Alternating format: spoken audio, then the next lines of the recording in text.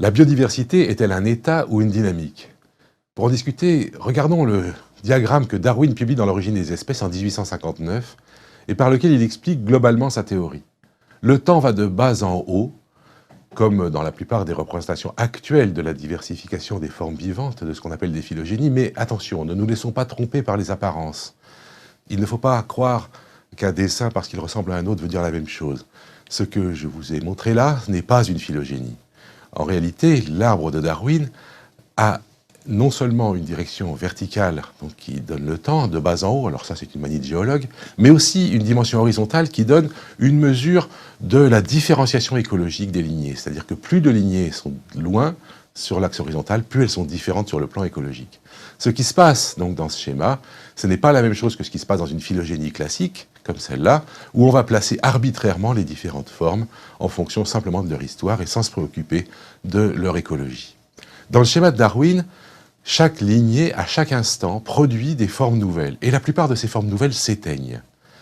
Mais certaines se maintiennent, et particulièrement celles qui sont les plus éloignées, parce que le fait d'être éloigné permet de réduire la compétition, éloigné au sens écologique du terme, des niches différentes, des habitats différents, permettent aux formes de se maintenir. Et ce phénomène répété de génération en génération, tout au cours du temps, va permettre progressivement aux différentes lignées de diverger et de produire progressivement des formes de plus en plus différentes.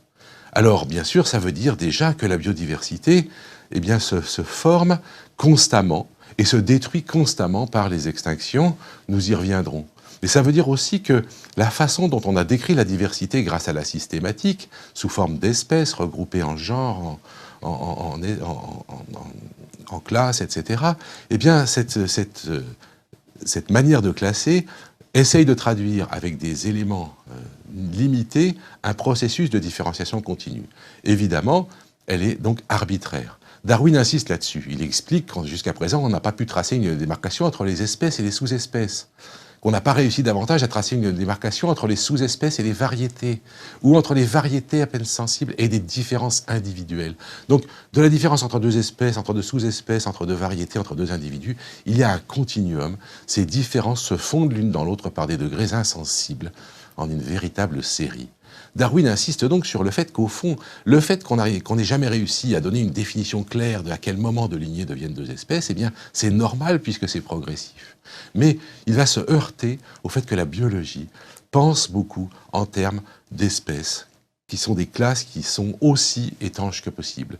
Dès l'année suivante, la publication de l'Origine des espèces, c'est-à-dire en 1860, un an après 1859, il écrit à un ami « Je suis souvent au désespoir d'obtenir que la majorité des naturalistes simplement me comprennent.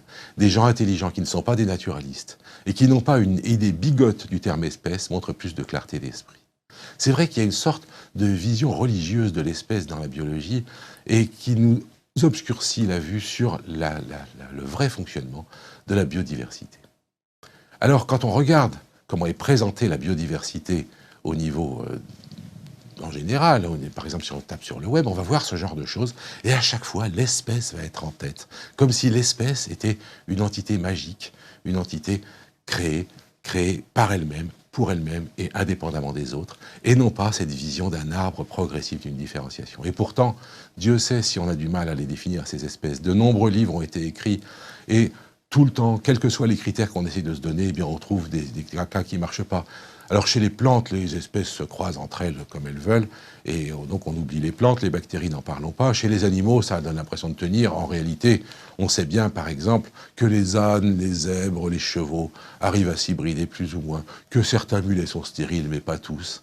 Et d'ailleurs, on a eu la même surprise avec les lions, les tigres et les léopards. Les premières fois où on a vu des hybrides entre lions et tigres, eh bien, ça a été une grosse surprise. Et l'aspect un peu religieux de l'idée d'espèce est apparu très clairement à ce moment-là parce que, eh bien, tout d'un coup, on a vu les gens dire « ces hybrides vont être stériles ». On n'en savait rien, c'était des bébés, mais il fallait qu'ils soient stériles. Sinon, ça remettait en cause la notion d'espèce. Pas de chance. Certains sont fertiles, on s'en fiche. L'espèce n'est pas une entité absolument étanche, l'espèce est un rameau de l'arbre qui s'est suffisamment différencié pour qu'on ait envie de lui donner un statut particulier.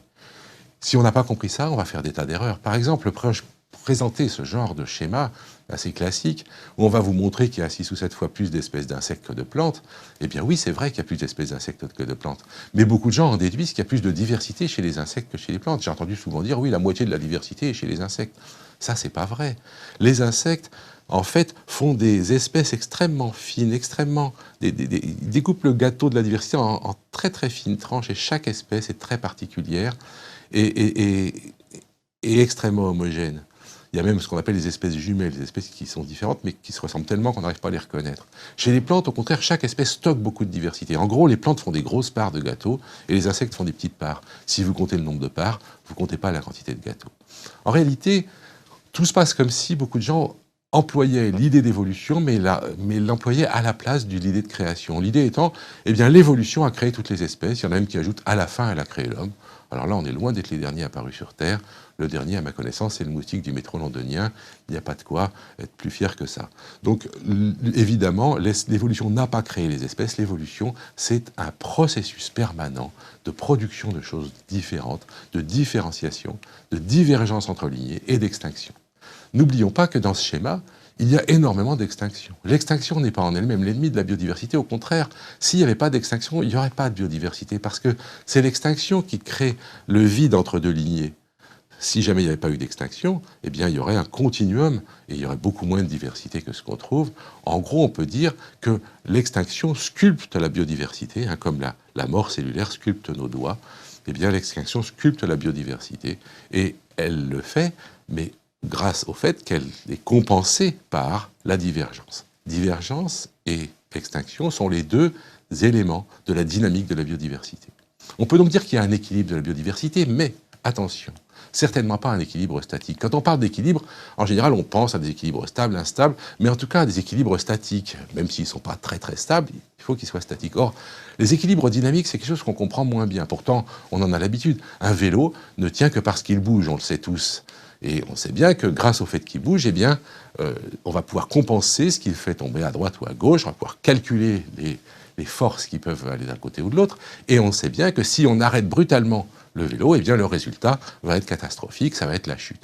Un avion, c'est la même chose. Il est en équilibre dynamique entre la pesanteur qu'il fait descendre et la force de l'air sur les ailes qu'il fait monter. Un satellite, eh bien, c'est la même chose aussi, ou une planète, eh bien, ils vont être en équilibre dynamique, et si jamais ils ralentissent, eh bien, ils vont finir par tomber.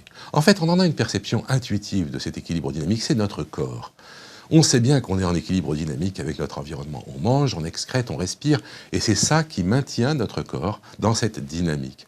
On en a une sensation tellement dynamique, tellement intuitive, que si quelqu'un vous disait « je tiens à toi, je veux te conserver, je vais te mettre au frigo », eh bien, on ne serait pas d'accord. On ne serait pas d'accord parce qu'effectivement, on sait bien qu'en perdant la dynamique, on perdrait la vie.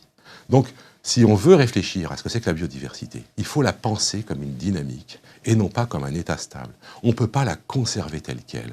On ne peut pas la maintenir. On ne peut pas la mettre au frigo. C'est une grave erreur. La biodiversité, on doit la laisser bouger, on doit au contraire favoriser les mécanismes de mouvement. Si on ne le fait pas, on sait très bien ce qui se passera. La biodiversité et nous avec sont susceptibles d'une chute extrêmement brutale. J'aimerais que, à la suite de cet exposé, eh bien, il soit bien compris que le schéma de Darwin, là, c'est lui qui représente la biodiversité, et que si on veut comprendre cette biodiversité, il ne faut jamais oublier cet aspect d'équilibre dynamique entre divergence et extinction. La dynamique de la vie est tellement évidente que même les physiciens, qui d'habitude ne comprennent pas grand-chose à la biologie, l'ont compris, et Albert Einstein a dit « La vie, c'est comme une bicyclette, il faut avancer pour ne pas perdre l'équilibre ».